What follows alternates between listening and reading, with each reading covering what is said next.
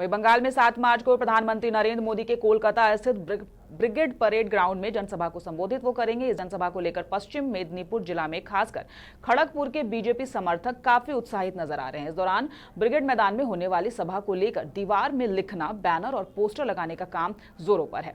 BJP नेता doctor Shankar गुच्छाइत ने कहा कि इस बार ब्रिगेड में जो सभा होगी वह एक ऐतिहासिक सभा होने जा रही है।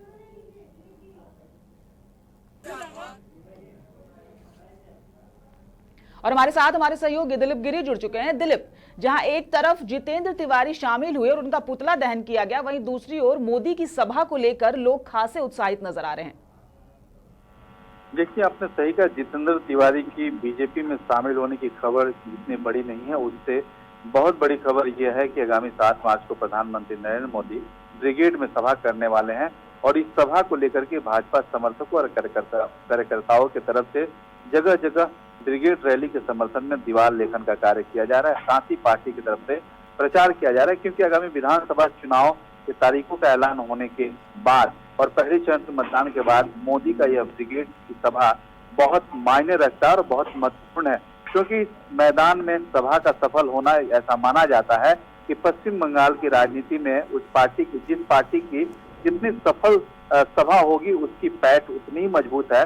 और यही कारण है कि ब्रिगेड मैदान में कई चौंकाने वाले लोग भी उपस्थित हो सकते हैं मोदी जी की सभा में।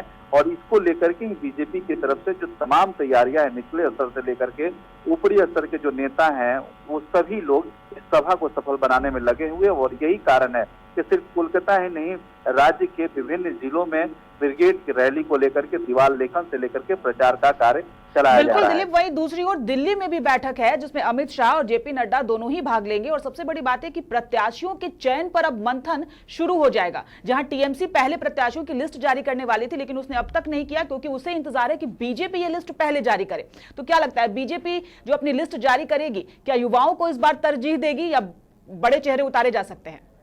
देखिए, चुनाव में उम्मीदवारों की चयन को लेकर के दिल्ली में सिर्फ बैठक नहीं हो रहा है। बीजेपी की जो चुनाव समिति है उसकी बैठक कोलकाता में भी चल रही है, जिसमें पश्चिम बंगाल प्रभारी कैलाश विजयवर्गीय, संगठन सह मंत्री शिव प्रकाश, इसके अलावा प्रदेश भाजपा अध्यक्ष दिलीप घोष, जो राज्य के 18 सांसद हैं बीजेपी की, वे सभी लोग, इसके अलावा जो चुनाव प्रभारी तमाम जो नेता हैं वो सभी लोग इस बैठक में शामिल हैं। और कोलकाता का जो चुनावी कार्यालय है, हेस्टिंग कार्यालय, वहां पे यह बैठक अभी भी चल रही है। और लगभग कल भी इसको लेकर कल शाम को एक बैठक की गई थी कि किन उम्मीदवारों को किस सीट से उतारा जाए, क्योंकि पश्चिम बंगाल विधानसभा चुनाव बीजेपी के लिए कई मायनों में महत्वपूर्ण है।